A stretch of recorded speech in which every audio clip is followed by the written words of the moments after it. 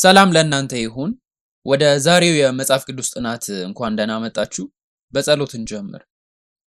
አቤቱ መሐሪ አባታችን ወደ ፊትህ ስላመጣህን ቃልን እንድናጠና እድል ስለሰጠን እናመሰግናለን። በ10ቱ ትእዛዛት ውስጥ በሰባተኛው ትእዛዝ ላይ አታመንዝር የሚለው ላይ መንፈስ ቅዱስ መገለጥን ስለሚሰጠን እንጸልያለን። በእውነት በትህትና በፊትህ ተንበርክከን ድምፅን እንድንሰማ በሕይወታችን ውስጥ ሰባተኛውን ትእዛዝ በማዳመጥና የምትፈልገውን እውነተኛ ዓላማህን እንድንረዳ ዘንድ እርዳን። ይህንን ጊዜ በእጅ አሳልፈን እንተዋለን። ይህን ሁሉ በጌታችን በኢየሱስ ክርስቶስ ስም በምስጋና እንጸልያለን። አሜን። ባለፈው ጊዜ አታመንዝር የሚለውን ሰባተኛውን ትእዛዝ እግዚአብሔር ለኛ ካለው ፍቅር የመነጨ እንዴት እንደሆነ መርምረናል። ምክንያቱም እኛ ሙሽራው ነን፣ እሱም ባለቤታችን ፈጣሪያችን ነው። ይህንን ትእዛዝ በመጨረሻ የበጉ ሙሽራ ወደ መሆን በራእይ መጽሐፍ ውስጥ እንደምታዩት አዲሲቱ ኢየሩሳሌም ወደሚለው እንዴት እንደሚመራ አይተናል። በትዳራችን ውስጥ ያለው ቅድስና በቀጥታ ከእግዚአብሔር ዘላለማዊ መኖሪያ የሆነችው አዲሲቱ ኢየሩሳሌምን ከመገንባት ጋር የተያያዘ መሆኑን ጥልቅ እውነቱንም ደርሰንበት መርምረናል። ነገር ግን በመጨረሻው ዘመን ኃያሏ መላውን ዓለም የምታስት ይቺ ታላቂቷ ጋለሞታ እንዳለችም አይተናል። የተለያዩ ሕጎችንም ወደ መመርመር እንመጣለን። ወደ እነዚህ ወደ ተለያዩ ሕጎች ስንገባ ሰባተኛው ትእዛዝ በመጣስ ከዚህ የኃጢአት ቀንበር ስር ወይም ደግሞ በቅጣቱ የከፋ የሆነውን ኃጢአት ባሻገር ምን ውስጡ ላይ እንዳለ እግዚአብሔር ልባችንን እንዲከፍትልን እጸልያለሁ። የአባታችን ፍቅርና ርኅራኄ በእኛ ሕይወት ውስጥ ትልቅ አስተዋጽኦ አለው። ወደሚቀጥለውና የተለያዩ ሕጎች ከዚህ ውስጥ የወጡትን ወደ ማየት ስንሄድ አሁን ከምናያቸው የተወሰኑ ሕጎች ከሰባተኛው ትእዛዝ የተገኙ ናቸው። ሰባተኛው ትእዛዝ በሁለት ቦታዎች ላይ ተጠቅሷል። አንድ ጊዜ በዘጸአት፣ ሌላኛው ደግሞ በዘዳግም ውስጥ። ስለዚህ በዘጸአት ምዕራፍ 20 ከቁጥር 4 ውስጥ የመጀመሪያውን ሰባተኛውን ትእዛዝ የምናገኝበት ሲሆን ሁለተኛው ደግሞ በዘዳግም ምዕራፍ 5 ከቁጥር 8 ውስጥ እናገኛለን። ይሄ ነጠላ ትእዛዝ በዘጸአት ምዕራፍ 22 ከቁጥር 16 እስከ 17 እና በቁጥር 19 እንዲሁም በዘዳግም ምዕራፍ 22 ከቁጥር 9 እስከ ምዕራፍ 23 ከቁጥር 18 ድረስ ተብራርቶ ነው የሚገኘው። እግዚአብሔር የቤተሰብንና የጋብቻን ቅድስና ለመጠበቅ የተለያዩ ልዩ ልዩ ሕጎችን ስለ ዝሙት ሰጥቶ ነበረ። ስለዚህ ዛሬ እነዚህ የተወሰኑ ሕጎችን እንሸፍናለን። በአጠቃላይ 8 ሕጎች አሉ። ፍቺውም ራሱ በጣም ደስ የማይል ቢሆንም መወያየት ስላለብን ብቻ እየተማማረን እንሄዳለን። የተወሰኑትን ወደ መደምደሚያ አካባቢ ልናይ ስላለን እየዘለልን መሄድ እንችላለን።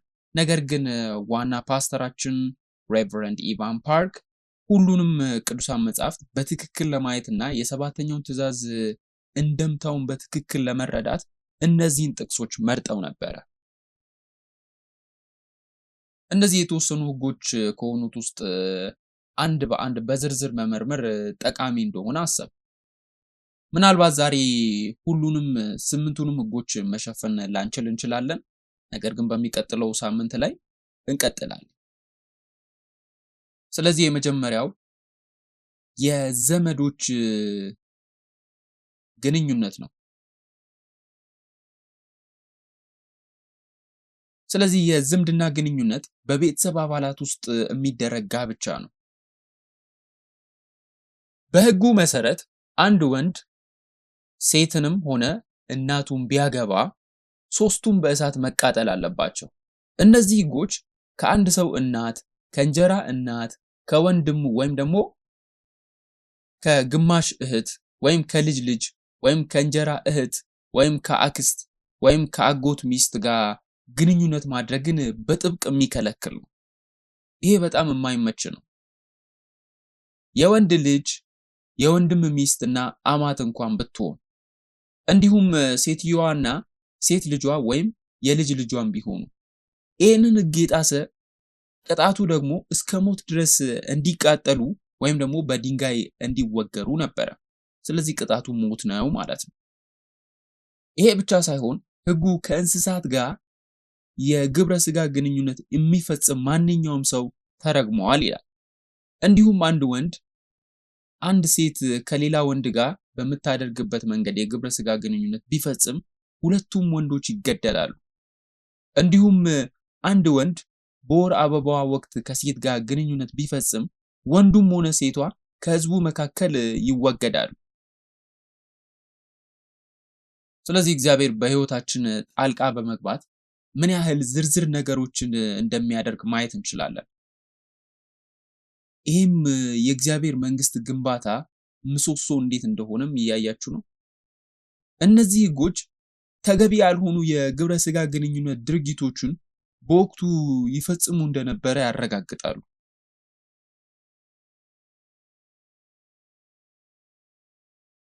እነዚህ አጸያፊ ልማዶች በወቅቱ በከነዓን ምድር ሁሉ እየተስፋፉ ነበር። እግዚአብሔር ከነዓን ከመግባታችሁ በፊት ይህንን ህግ አስተውሉ እያላቸው ነበር። በሌላ አነጋገር እግዚአብሔር እነዚህን ህጎች ለህዝቡ በተስፋይቱ ምድር በደስታና በብልጽግና እንዲኖሩ ደንግጓል ማለት ነው። በተመሳሳይ አባባልም በወቅቱ በከነዓን በሚኖሩ ሰዎች መካከል ከፍተኛ ደረጃ ላይ ስለነበረው ብልሹነትም ማስጠንቀቂያ እየሰጣቸው ነበር። ስለዚህ እግዚአብሔር እስራኤላውያን ስለ ቅድስናቸው ይሄ ንቃተ ህሊና እንዲኖራቸውና ከነዓናውያን ነዋሪዎች ጋር ጋብቻ ባለማድረግ እንዲጠበቁ እያዘዛቸው ነበር። እስራኤላውያን ልክ እንደ ነዋሪዎች በከነዓን ምድር እርኩሰትንና አጸያፊ የጾታ ድርጊቶችን ቢፈጽሙ ከነዓናውያን እዛ ምድር ላይ ከነበሩበት ተነቅለው እንደተወሰዱ ሁሉ እነሱም እንደዛ እንደሚወገዱ እግዚአብሔር እያስጠነቀቃቸው ነበር። እባካችሁ ይህን ህግ እየሰጠ ያለው ለእነሱ ሰዎች ምድሪቱን እንዲወርሱና በሰላም እንዲኖሩ መሆኑን አስተውሉ። በተመሳሳይ መልኩ ይህ ህግ 10ቱ ትእዛዛት ለትውልድ ሁሉ የዘላለም ቃል ኪዳን ናቸው። እናም አሁን ለኛ የሚብራራልን በዚህ መንገድ ነው። የተስፋይቱን ምድር እንድንወርስና በሷ በሰላም እንድንኖር እነዚህ መሰረቶች እንደሆኑ አስተውሉ። ይህን ህግ የጣሰ ምድሪቱ ትተፋዋለች። በዚህ ሰዓት በከነዓን ስለነበሩ አሕዛብ እየተነጋገርን ነው። ስለዚህ እኛ እንደ ግለሰብ የአካልንና የመንፈስ ስብጥር አለን።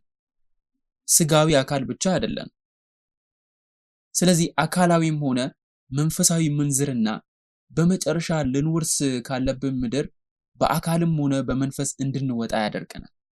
እሺ ዘሌዋውያን ምዕራፍ 18 ከቁጥር 24 እስከ 25ን እንመልከት። እንዲህ ይላል፣ በእነዚህ ሁሉ ከፊታችሁ የማሳድዳቸው አሕዛብ ረክሰዋልና በእነዚህ ነገሮች ሁሉ አትርከሱ ይላል።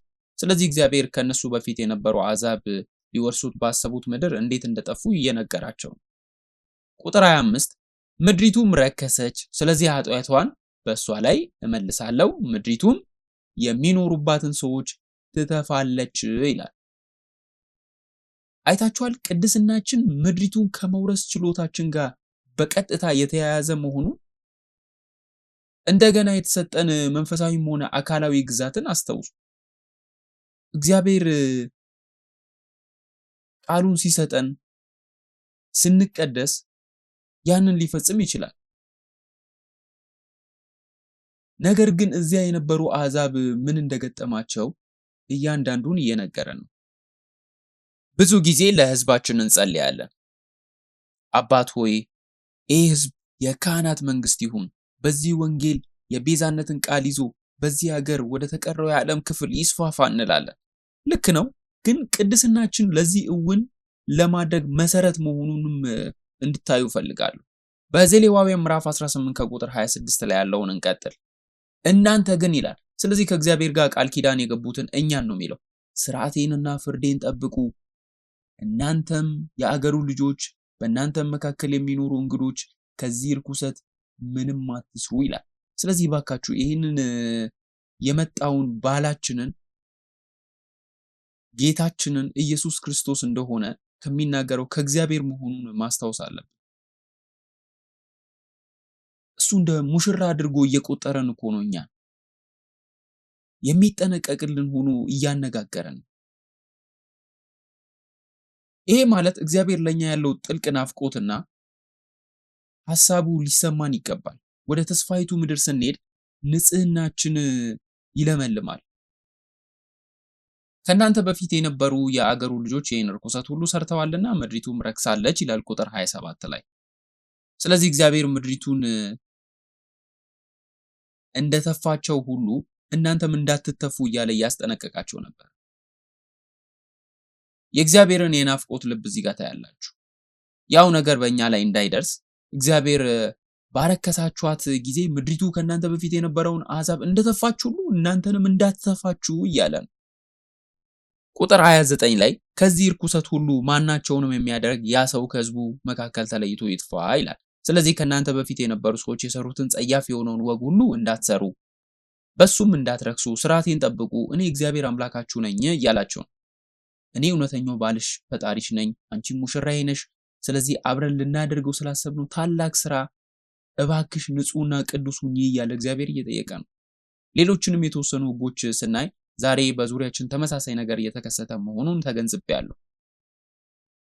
ለዚህ ነው እግዚአብሔር በ10ቱ ትእዛዛት በኩል የሰጠን ሕግ የበለጠ መጠበቅ ያለብን። ስለዚህ ወደ ሁለተኛው ልዩ ሕግ ስንሻገር የጋብቻን ንጽህና መጠበቅና እግዚአብሔር ይህንን እንዴት እንደሚያደርግ ማስተዋል ነው። ስለዚህ እንደምታዩት የተወሰኑ ሕጎች አንዲት ሴት እንደ ሚስት ከሚወስዳትና ከዚያም ድንግል እንዳልሆነች በሐሰት የሚከሳት ወንድ መካከል ያለውን እያብራራን እንሄዳለን። ምክንያቱም ከእንግዲህ ወዲያ አይወዳትም ማለት ነው። አንድ ወንድ ድንግል ሴትን አግብቶ ከሷ ጋር ግንኙነት ቢፈጽም በዚህ አሳፋሪ ድርጊት በሐሰት ቢከሳት ከእንግዲህ ድንግል አይደለችም፣ እኔ ሳገባት ድንግል አልነበረችም እያለ በዚህ ምክንያትም እሱ ቢጠላት የሴቲቱ ወላጆች የድንግልናዋን ማስረጃ ማሳየት ነበረባቸው። እናም ያ ልብስ ድንግልናዋን ለማረጋገጥ በጋብቻ የመጀመሪያ ምሽት በአልጋው ላይ የተነጠፈውን ማምጣት አለባቸው። ከዚያም ያ ማስረጃ ለከተማው ሽማግሌዎች ይቀርባል። ሴትዮዋ ድንግል መሆኗ ከተረጋገጠ ሽማግሌዎች ሚስቱን በኃጢአት ድርጊት የከሰሰውን ሰው መቅጣት ነበረባቸው። ከዚያም 100 ሰቅል ብር ይሰጣል ማለት ነው። ይህም ለሚስቱ አባት ነው የሚሰጠው። ሰውየውም በዘመኑ ሁሉ ሊፈታት አይችልም። አዲስ የተጋባችው ሙሽራ ግን የድንግልናዋ ማስረጃ ማሳየት ካልቻለች ሽማግሌዎቹ ሴትዮዋን ወደ አባቷ ቤት ይዘው በመምጣት የከተማው ሰዎች በድንጋይ ወግረው ይገሏት ነበር። ይሄም የሆነበት ምክንያት በአባቷ ቤት ውስጥ ዝሙት በመስራት በእስራኤል ውስጥ ክፉ ድርጊት ስለፈጸመች ነው ተብሎ ይቆጠራል። እንደዚሁም ትቆጠራለች። ስለዚህ እግዚአብሔር በቤተሰብ በህብረተሰብ እና በመላው ሕዝብ ውስጥ ተገቢውን ስርዓት ለማስፈን በጋብቻ ውስጥ የእምነትን ንጽህና ጠብቆ ነበር። ሰውየውም እስከ 100 ሰቅል መክፈል ነበረበት። ዛሬ በውል የሚደረግ ስምምነቶች በበዙበት ዓለም ላይ ምን ያህል እንደሆነ በተወሰነ መልኩ ተመልክቼ ነበር። አስቆሮቱ ይሁዳ ኢየሱስን በ30 ብር እንደሸጠ አስታውሱ። አሁን ያ ለ4 ወራት ያክል ደሞዝ ይሆነናል። ለ4 ወራት ያክል የሚከፈል ደሞዝ። ስለዚህ ያ ዛሬ በአሜሪካ 12000 ወይም ደግሞ $15000 አካባቢ ሊሆን ይችላል። ስለዚህ ያ 30 የብር ሰቅል ነው። 100 የብር ሰቅል ደግሞ $40000 አካባቢ ይመጣል። ይሄንንም እንደ ቅጣት የሚከፍለው ነው። ከዚያም ሊፈታትና በቀረው ህይወቱ ከሌላ ሰው ጋር ሊሆን አይችልም። ያ ህግ ነበረ። ሰባተኛው ትእዛዝ በመጠበቅ ረገድ እግዚአብሔር ምን ያህል ዝርዝር ነገሮችን እየሰጠን እንደሆነ እያየን ነው። ይሄ ለቀጣዩ ለሶስተኛው የተወሰነ ነገር እንደ መግቢያ ያገለግላል። ሶስተኛው የጾታዊ ወንጀሎችን መከላከል ነው። ስለዚህ አንድ ወንድ ካገባች ሴት ጋር ዝሙት ቢፈጽም አሁንም ወንዱም ሴቲቱም ይገደላሉ። አንድ ወንድ በከተማው ውስጥ የታጨች ድንግል፣ በሌላ አነጋገር የታጨችን ሴት ካገኘ ከሷ ጋር ግንኙነት ቢፈጽም ወንዱም ሴቲቱም ወደ ከተማው በር ይወሰዳሉ፣ በድንጋይም ይወገዳሉ። አንድ ወንድ የታጨች ሴትን ቢደፍር ወንዱ ብቻ ይገደላል። አንድ ወንድ ከታጨች ድንግል ጋር ግንኙነት ሲፈጽም ከተገኘ ወንዱ ለሴቲቱ አባት 50 ሰቅል ብር መስጠትና ሴትዮዋን ሚስት አድርጎ መውሰድ እንዳለበት ይናገራል። አሁን በቀሪው የህይወት ዘመኑ ሊፈታት የማይችል ተደርጎ ይደነገግበታል። በዚህ ህግ መሰረት አምላካችን እንደ ባልና ሚስት የሰውነታችን ንጽህና እንደ አስፈላጊ ነገር እየጠቀሰ መሆኑን፣ ህይወታችን የሚፈልገው ነገር መሆኑን ማየት እንችላለን። ለምን? ምክንያቱም በታሪክ ውስጥ በማንኛውም ጊዜ በጋብቻ ውስጥ ያለው ንጽህና የህብረተሰብን ህይወት በቀጥታ ስለሚጠቁም ነው። ንጽህና በጠፋበት ጊዜ ሁሉ መላው ህብረተሰብ ብልሹና ታማሚ ይሆናል። ስለዚህ እግዚአብሔር የጋራ መተማመንን ያበረታታል። በትዳራችን ውስጥ ስለ ንጽህናችን ግልጽ ሆነን እንድንኖር ያበረታታል። እግዚአብሔር የቀደሰውን በአሕዛብ መካከል የሌለየውን የእስራኤል ህዝብ ሁሉ ቅድስና የተጠበቀ እንዲሆን መንገድ እየከፈተ ነው። አሁን ወደ አራተኛው ህግ እንለፍ። አራተኛው የቅናት ህግ ነው። ይሄ በጣም አስደሳች ህግና በጣም ጥልቅ የሆነ ነው። የቅናት ህግ ባል ስለሚስቱ ንጽህና ያለው ጥርጣሬ ለማስወገድ የሚያስችል መንገድ ነው። ይሄ የሚሆነው ሚስት ዝሙት ስትፈጽም ነው ያገኘሁት፣ ነገር ግን ምንም ማስረጃ የለኝም ብሎ ለሰው ማስረዳት ባይችል ይህ ህግ ጥቅም ላይ ሊውል ይችላል። ወይም ባል ሚስቱን ንጹህ ብትሆንና ዝም ብሎ ቢጠራጠር እንዴት እናውቃለን? ይሄንን ማስረጃ የለም፣ ለሌላ ሰው ማስረዳት አይችልም። እነዚህ ስሜቶች ናቸው፣ ስለ ጥርጣሬ ስሜቶች። ልክ ነኝ አይደል? ስለ ሐሳቡ ነው ይህ ህግ የወጣው። ስለዚህ እግዚአብሔር ለእንደነዚህ አይነት ጉዳዮች ህግ እንኳን አዘጋጅቷል። በዚህ ጉዳይ ላይ ባል ሚስቱን ወደ ቄሱ ያመጣታል። ንጽህናዋ ወይ ጥፋተኝነቷን ለማረጋገጥ ስነ ስርዓቱን ያከናውናሉ። በዝሙት ቦታ ከተያዙ ሰዎች የሚቀጣው ህግ በተለየ መልኩ ነው። ይሄ በሌላ አነጋገር ማስረጃ አለ ማለት ነው። ከዚህ ህግ በተለየ እግዚአብሔር ስለ ሰው ድክመት ያለውን ግንዛቤም ያሳያል።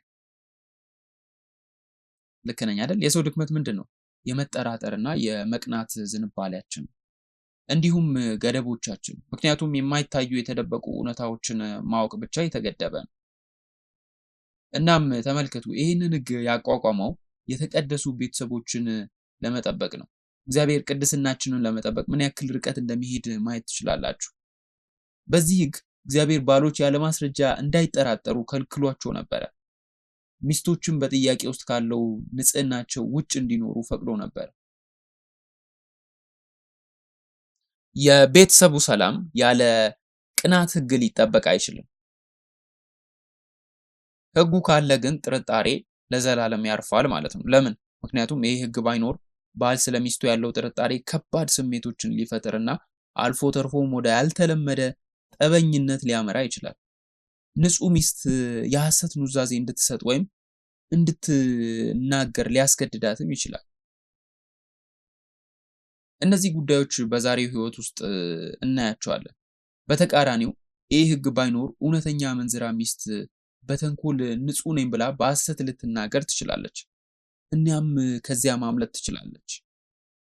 ታዲያ የቅናት ህግ እንዴት ነው የሚሰራው? እስኪ እሱን እንየው።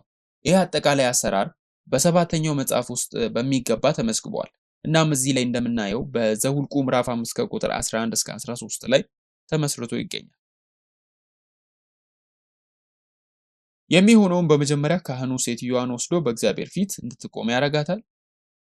ይሄ ልክ እንደ አደባባይ ነው። ከዚያም ካህኑ የተቀደሰውን ውሃ በዕቃው ውስጥ ይወስዳል። ከድንኳኑም ወለል ላይ አቧራ ወስዶ ወደ ውሃው ውስጥ ይጨምረዋል። እዚያ ያለው አቧራ የሐዘንና የሞት መታሰቢያ ነበረ። ከዚያም ሴቲቱ ፀጉሯን ፈታ የመታሰቢያውን የእህል መባ በእጇ ታስቀምጣለች። ይህ አሁን የቅናት የእህል መባ ሊሆን ይችላል። የፀጉር መፍታቷም የሴቲቱን ዋጋ ማጣት ሊያሳይ ይችላል። ከፍተኛ ሐዘንና ተስፋ መቁረጥም መግለጫ ነው። ከዚያም ካህኑ እርግማን ያመጣውን የመራራ ውሃ በእጁ ይይዛል። የመራራው ውሃ ስለ መራራው ጣዕሙ ብቻ ሳይሆን ስለ እርግማኑ መራራ ውጤትም በኃጢአተኞች ላይ ስለሚሆነው ፍርድም ጭምር የሚናገር አድርጎ ያስቀምጣል። ከዚያም ካህኑ መሐላ እንድትፈጽም ያደርጋታል። ከዚያም ካህኑ እርግማኖችን በመጽሐፍ ይጽፋል፣ በመራራ ውሃም ያጥባል። ከዚያም የሚሆነው ካህኑ የቅናት የእህል ቁርባን ከሴቲቱ እጅ ወስዶ በእግዚአብሔር ፊት ይወዘውዘዋል። ከዚያም ወደ መሰዊያው ያመጣዋል። ከዚያም ካህኑ ከእህሉ ቁርባን አንድ እፍኝ እንደ መታሰቢያ ክፍል ወስዶ በመሰዊያው ላይ ያቃጥለዋል። ይህም እስከ እግዚአብሔር ዙፋን ድረስ ይሄዳል። እግዚአብሔር ፍርዱን ለመስጠት ዝግጁ ነው ማለት ነው። ከዚህ በኋላ ካህኑ ሴትዮዋን እርግማን የሚያመጣውን የመራራ ውሃ እንድትጠጣ ያደርጋታል። አሁንም የእርግማኑ መራራ ውሃ የመጠጣትን ውጤት ይጠብቃሉ። እግዚአብሔር ንጹሕ እንደሆነች ከተናገረ ከእርግማን ነፃ ትሆናለች፣ ልጆችንም ትጸንሳለች።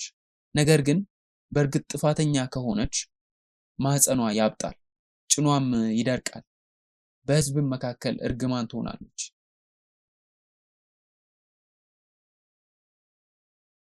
የማህፀን እብጠት ደግሞ በሆድ ውስጥ ፈሳሽ ከማከማቸት ጋር ተያይዞ የሚመጣው የፅንስ መጨንገፍ ወይም እንደ ፈሳሽ ክምችት ያለ ከባድ እብጠትን ያመለክታል። እዚህ ላይ የጭኑ ቃል ለሴት የመራቢያ አካልን የሚያመለክት አገላለጽ ነው። ጽኑ ይሟሟል፣ በተዘዋዋሪ የወሲብ ችግር ወይም የመካንነት እርግማን ይገጥማታል ማለት ነው። የሚስት ንጽህና ከተረጋገጠ እርግማኑ ወደ ተጠራጠረችው ባሏ አይመለስም። ይህ የሆነው እውነቱ መገለጡን ለማረጋገጥ ነው። ስለዚህ ሚስት ጥፋተኛ ካልሆነችና ንጹህ ከሆነች እርግማኑ በባል ላይ አይወድቅም። እግዚአብሔር በዘውልቁ ምዕራፍ 5 ከቁጥር 31 ላይ ወንዱ አሁን ከጥፋተኝነት ነፃ ይሆናል የሚለውን ይናገራል። ለምን? አሁን ይህም አስፈላጊ ክፍል ነው። ይህም የሆነበት ምክንያት ባልየው ችግሮቹን ሁሉ ለእግዚአብሔር ሕግ አደራ ስለሰጠ በመጨረሻም በቤተሰቡ ውስጥ ንጽህናንና ሰላምን ስለፈለገ ነው። የባል ፍላጎት በእግዚአብሔር ፊት መልካም ማድረግ ነው። ጥርጣሬውን ለእግዚአብሔር ፍርድ መተው ነው። ይሄ እንደምታ በሁለት ምክንያቶች በጣም ጠቃሚ ሊሆን ይችላል። በመጀመሪያ በሁሉም የግንኙነት ዘርፎች ችግሮች እንዴት መከላከል እንዳለብን ያስተምረናል። በችግሮቻችን ውስጥ ለማይታዩ ወይም ለማይነገሩ አካባቢዎች እንኳን ሁሉንም ችግሮች ለእግዚአብሔር መስጠት እንዳለብን ይናገራል። በሁለተኛ ደረጃ የመጨረሻው ግባችን በቤተሰብ ወይም በህብረተሰባችን ውስጥ ንጽህናንና ሰላምን መከተል ያመለክታል።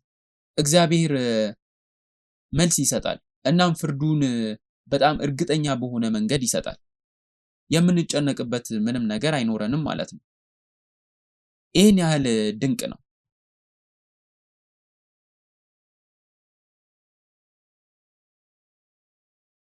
እሺ፣ የቅናት ሕግ እግዚአብሔር በዚህ ሕግ አማካኝነት በርካታ ነገሮችን ያሳያል። በመጀመሪያ እግዚአብሔር ቤተሰቡን ሊያጠፋ የሚችሉ ግልጽ ያልሆኑ ጥርጣሬዎችን በመከላከል የቤተሰቡን ንጽህና እንዴት እንደሚጠብቅ አሳይቶናል። በሁለተኛ ደረጃ ከዚህ ዓለም ዳኞች ወይም ደግሞ ፈራጆች በተለየ መልኩ እግዚአብሔር ኃጢአት ምንም ማስረጃ ባይኖረውም እንኳን ሊያጋልጥና ፍርዱን ማንም ሰው በማይችልበት መንገድ ሊሰጥበት እንደሚችል ያሳያል። ስለዚህ በአምላካችን እንታመን። የተደበቁ ኃጢአቶች ሁሉ ወደ ብርሃን ይወጣሉ። ከጻድቅ አምላካችን እይታ የሚያመልጥ ምንም ነገር የለም። የቅናት ሕግ የሚያስተምረን ይሄንን ነው። ሶስተኛው እግዚአብሔር በመካከላችን ያለውን የእሱን መገኘት መኖሪያው ፍጹም ንጽህናን እንዲጠቁምና ዝሙትን በጥብቅ የሚከላከል እንደሆነ ለመግለጽ። ለአሁኑ እዚህ ጋር እናቆማለን። ከዚያም በሚቀጥለው ጊዜ ላይ እንቀጥላለን። እናም በመቀጠል እነዚህ የተወሰኑ ህጎችን ከተቀደሱ ልብሶች ጋር እንዴት እንደሚጣበቁ እንመለከታለን። ምክንያቱም ሙሽሪት በትክክል ተገቢውን ልብስ የሰርግ ልብስ መልበስ አለባት። ሁሉም የተወሰኑ ህጎች በመጨረሻው ዘመን የኢየሱስ ክርስቶስ እውነተኛ ሙሽራ ለመሆን በአግባቡ እንድንለብስ ወይም እንድንታጠቅ እንዴት እንደሚያዘጋጁን እንመለከታለን። እሺ እንጸልይ። አባት ሆይ ወደ ቃል ስለጠራህንና በአስርቱ ትእዛዝ አማካኝነት ከኛ ጋር ቃል ኪዳን ስለገባ እጅግ አድርገን እናመሰግናለን። አባት ሆይ በሰው ኃይል ሰባተኛውን ትእዛዝ ማክበር እንደማንችል እናውቃለን። አታመንዝር የሚለውን ማክበር እንደማንችል እናውቃለን። ምክንያቱም ስለ አካላዊ ጥሰት ብቻ ሳይሆን ስለ መንፈሳዊ ጥሰትም ጭምር እየተናገረ እንደሆነ እናውቃለን። ኢየሱስ በአእምሯችን ውስጥ ያሉ ሐሳቦች እንኳን በዝሙት ውስጥ ሊገቡ እንደሚችሉ ተናግሯል። ስለዚህ አባቶች ችግሮቻችን፣ ድክመቶቻችን ሁሉ ኃያል በሆነው እጅ እናስገባለን። ዛሬ በመጽሐፍ ቅዱስ ጥናት አማካኝነት አንተ የማይታይ ያልተነገሩ ነገሮችን እንኳን ፍርድ መስጠት የምትችል አምላክ እንደሆንክ ስላረጋገጥክልን እናመሰግናለን። እንዲሁም የማይታዩ ነገሮች ወደ ብርሃን ማምጣት ያሉብንን ችግሮች ማስተካከል እንደምንችልም አሳይተናል። ስለዚህ እርዳን። ምንም አይነት ችግር ወይም ግንኙነት ሸክም ቢኖርብንም ሁሉንም ነገር በዝርዝር ለአንተ እንድንናገር እርዳን። ሁሉንም ነገር መፍታትና ሁሉንም ነገር ማስተካከል እንደምትችል በአንተ ላይ እንተማመናለን። ስለዚህ በትዳራችን፣ በቤተሰባችን፣ በቤተ ክርስቲያናችን፣ በስራ ቦታችንና በመጨረሻው ለሀገራችን ቅድስናና ሰላም መጠበቅ እንድንችል እርዳን። አባት ሆይ ስለ ሁሉም ነገር እናመሰግናለን። ይህንን ሁሉ በጌታችን በኢየሱስ ክርስቶስ ስም እንጸልያለን። አሜን።